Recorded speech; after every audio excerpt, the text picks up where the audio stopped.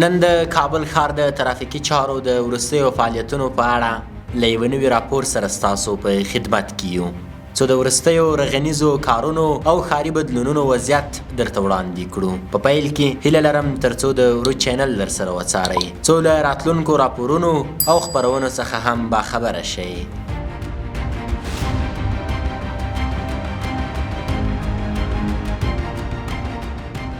د محلي معلوماتو له مخې د کارتۍ پروان درې اصلي سړک چې څه باندې 2 کاله مخکې اسفالټ او ګټې اخیستنې ته سپارل شوی و، اوس د بشپړېدو او ترافیکي تنظیم نویو مرحلې ته داخل شوی دی. په دې مرحله کې د کابل د ترافیکو ریاست د ځانګړو مخروطي خنډونو لګول پیل کړي دي ترڅو د وسایطو د تګ راتګ لارې سره جلا کړي او د موټرو په تګ کې لا زیات نظم رامنځته شي. راپورونه ښیي چې دا خنډونه د یوې پراخې ښاري طرحې برخه ده او ټاکل شوې ده چې په نورو ګڼه ګوڼو لرونکو ځایونو کې لکه د حاجي یعقوب چارې، پروانې 2، د وزیر اکبر خان 4 لارې او ورته لارو کې هم ولګول شي.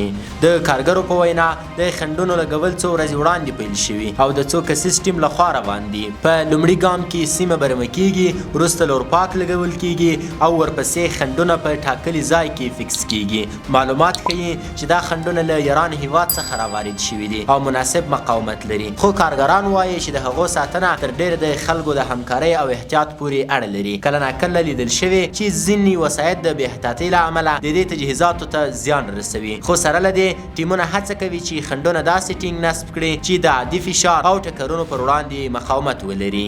د راټول شویو معلوماتو له مخې د سیمې اوسیدونکي او دکانداران د وروستیو رغنیزو کارونو له امله ډېره خوښي څرګندوي. د خلکو په وینا د سړک جوړېدو د خاورو، دوړو، ککړتیا او د پخوانیو ناوړو شرایطو مخه نیولې ده. اوس د وسایطو تګ راتګ منظم شوی او هر موټر په خپل ټاکلي لاین خوځېږي. خنډونه له دې سره مرسته کوي چې موټرونه په اشتباه سره مخالف لوري ته داخل نشي او ګڼه ګوڼه راکمه شي. خلک باور لري چې دې بدلونونو د ښار بڼه ښکلې کړې ده او ورځني سهولتونه یې زیات کړي دي. راپورونه زیاتوي چې خلک څو کاله له ډېرۍ ستونزو سره مخ وو او د کابل اوسیدونکو نږدې 4 لسیزې د داسې رغنیزو کارونو انتظار کوه. اوس چې سړکونه رغېږي او په معیاري ډول جوړېږي، خلک احساس کوي چې د ښار د پرمختګ بهیر په رښتینې توګه روان دی. ځینې اوسیدونکي وایي چې پخوا د ځینو کسانو نفوذ او زور زیاتی د ولس ستونزې نه پرېښودې چې حل شي، خو اوس چې امنیت او آرامي تامین شوې، د ښاري پروژو لپاره لاره هواره شوې ده. په ټوله کې خلک د وروستیو ترافیکي او کاري کارونو له امله خوښ دي او یوازینۍ اندېښنه یې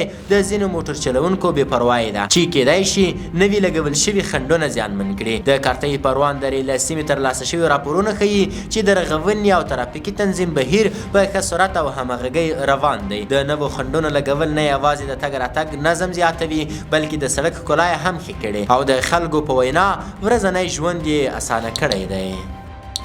مننه چې تر پایه مو له موږ سره ملتیا وکړه. د یو آباد، آزاد، خودکفا او صنعتي افغانستان په هیله.